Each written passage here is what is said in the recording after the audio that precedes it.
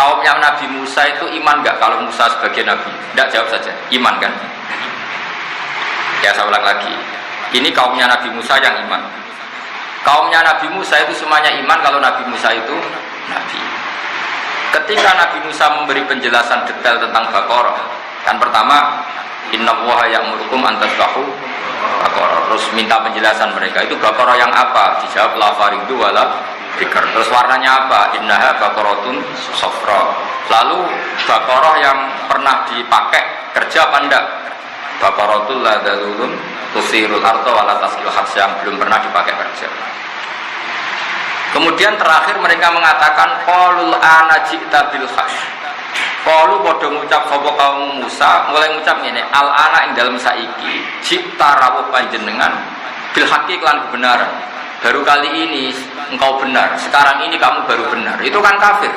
Berarti ma madho mim Musa itu tidak benar. Itu bahaya betul kalau dikatakan orang mukmin pada nabinya. Kan misalnya mengatakan ya Musa baru ini engkau benar, berarti di masa lalu salah, dan meyakini Nabi salah adalah kafir atau murtad. Maka seperti ini harus ditakdirkan. Semua tafsir menakdirkan qaulul ana ji'ta bil haqq bil haqqil wadih, apa? Bil haqqil wadih. Baru ini, sekarang ini baru engkau menjelaskan kebenaran secara gamblang. Artinya kemarin-kemarin engkau yang membawa hak tapi samar-samar. Sekarang jelas. Tanpa sifat al-wadih, maka kaum Musa menjadi kafir karena sama juga mengatakan kamu sekarang benar, dulu-dulu tidak benar. Makanya di sini harus ditakdirkan apa? Qalul ana ji'ta bil haqq ayil haqqil wadih. Itu lihat di semua tafsir seperti itu. Kalau ada mufassir tidak nafsirin nabai al-wadih, ya berarti ra mufassir. Ya wong goblok tapi nulis. Bahaya. Nah sama di kitab Muharrar itu ada beberapa kesalahan takbir dan itu dibenarin oleh Imam Nawawi. Misalnya bilang kalau dalam tubuh, ya misalnya ini Imam Muharrar bilang gini, oke, kamu nggak apa-apa semuanya pakai air dan harus pakai air, namanya wudhu semuanya harus pakai air, illa ayyakuna fi udwika, misalnya fi udwika, kecuali illa ayyakuna fi udwika misalnya jurhun atau syainun misalnya, atau ila yakuna fi udwika damun. Nah khawatirnya Imam Nawawi kalau sekedar catu menjadikan orang boleh tayamum, kok nang catune mau pukul sidik. Nah atau misalnya gini, orang boleh tayamum kalau ngalami syainun, satu cacat, ternyata yang cacat ginjalnya. Nah makanya Imam Nawawi harus berkepentingan nambahi zahir, karena kalau yang cacat ginjal tidak ada hubungannya dengan tayamum, apalagi yang cacat otaknya gitu, stres gitu, atau sarafnya gitu. Nah atau yang cacat nasibnya gitu ya, itu kan. Nah seperti ini kan mau tidak mau Imam Nawawi itu khawatir kalau anak-anak Mahat Ali ini syainun fahis tidak ditambahi zahir.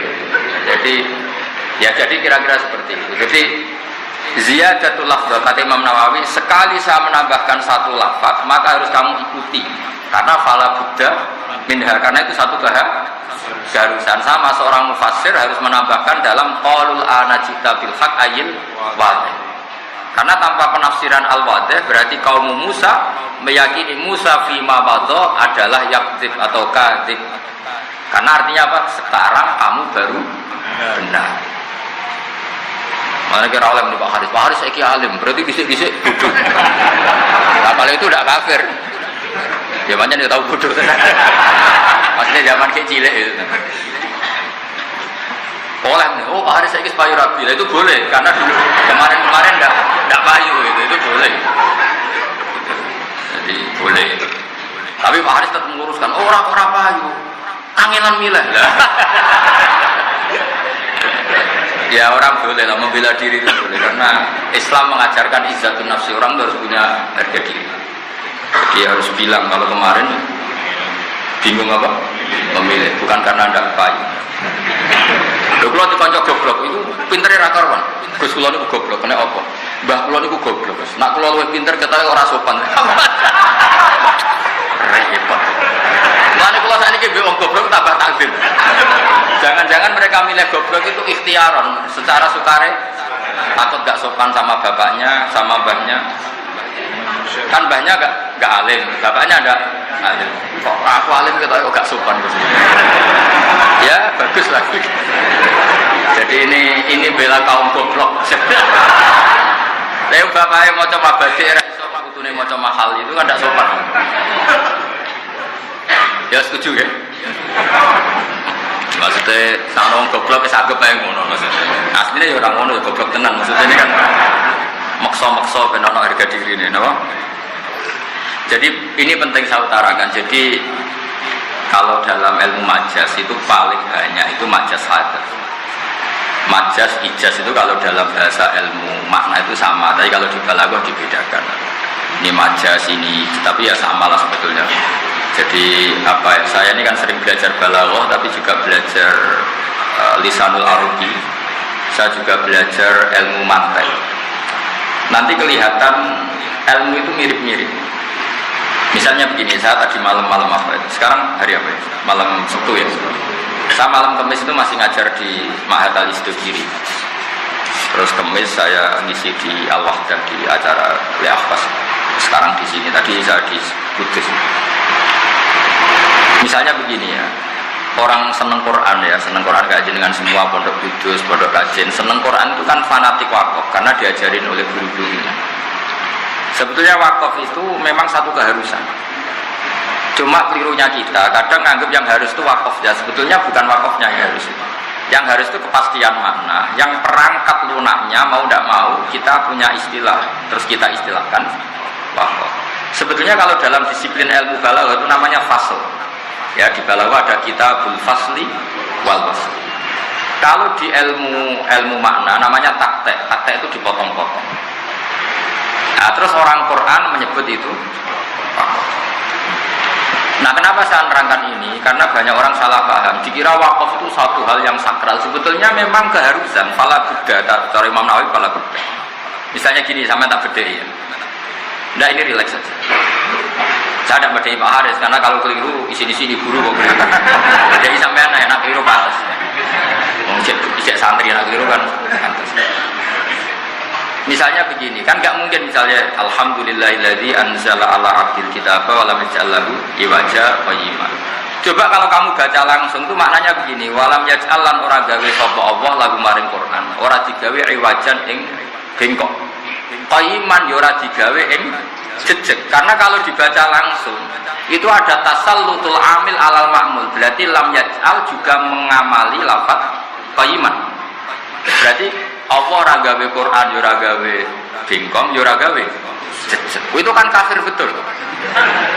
Maka harus ditaktek itu dipotong. Nah, orang tajwid menamakan itu sakta.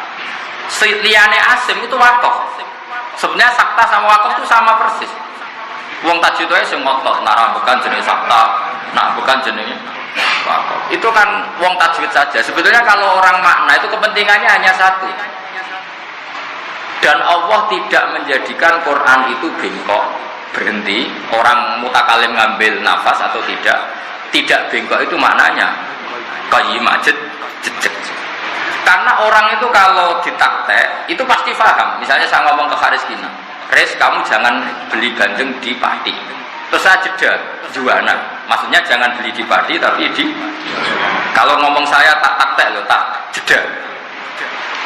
Res kamu jangan rabi Zainab. Terus saya jeda Sri, maksudnya ngerabi Sri. Tapi kalau langsung jangan rabi Zainab, Sri, Martia dan sebagainya itu semuanya masuk dilarang apa? Tapi kalau jangan rabi Zainab terus jeda Sri. Nah, kira-kira seperti itu. Jadi untuk memastikan tidak tasallutul amil yaitu walam yaj'al qayyima adalah harus ditaktek. Jadi walam yaj'allahu iwaja. Quran tidak dibikin bengkok terus jeda. Maknanya enggak bengkok adalah qayyima. Apa? Jed. Maknanya orang Arabi Sri, orang Arabi Zainab maknanya Arabi. Ini kalau jeda. Sekali enggak jeda, ini ada tasallut. Jangan Arabi Zainab, Sri, Martia. Itu mesti semuanya jangan. Lha ngono kok ora ro semangat ali, malah takok. Kenapa kok sakta? Mbah jare guruku ya sakta. Pokoke ngono. Oh tak goyang ora dadi mata. Jadi nanti wisuda Anda itu menjadi haram kalau tidak paham. Tapi nak paham iki rada halal loh. Di sini wong. Nah, begitu juga di surat Yasin. Karena qail awal itu bukan qail sani. Qail awal adalah mustafhim, orang yang tanya. Qail sani itu mujawab, orang yang jawab. Solusinya gimana? Ya ditaktek. Misalnya qalu ya wailana man ba'atsana mim marqadina. Harus ditaktek. Ketika orang bangkit dari kubur terus tangi. Lho sing nangekno aku iku sapa? Man ba'atsana mim marqadina. Sing nangekno aku iku sapa? Siapa yang membangkitkan kami? Terus Allah menjawab lewat malaikat, hadza ma wa'adar rahman. Kamu dibangkitkan ini sesuai janji Allah yang Maha Rahman. Tentu yang mengatakan pertama adalah sa'il, mustafhim, orang yang tanya. Tentu orang tanya itu tidak yang jawab.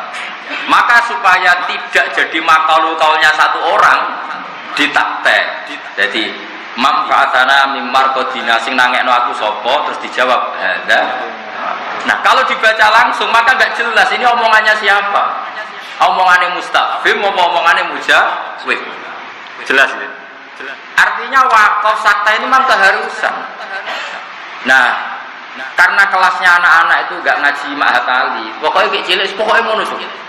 Agar ono takok kena apa bah, pokoknya ngono. Lah saiki pokoknya wis kudu mbok mareni, saiki wis mahatali. Nah, kenapa ditaktek? Karena qail awal itu mustafhim, qail sani mujawib. Nah, untuk memastikan itu ditaktek. Dong ya? Dong. Alhamdulillah, bebo pinter.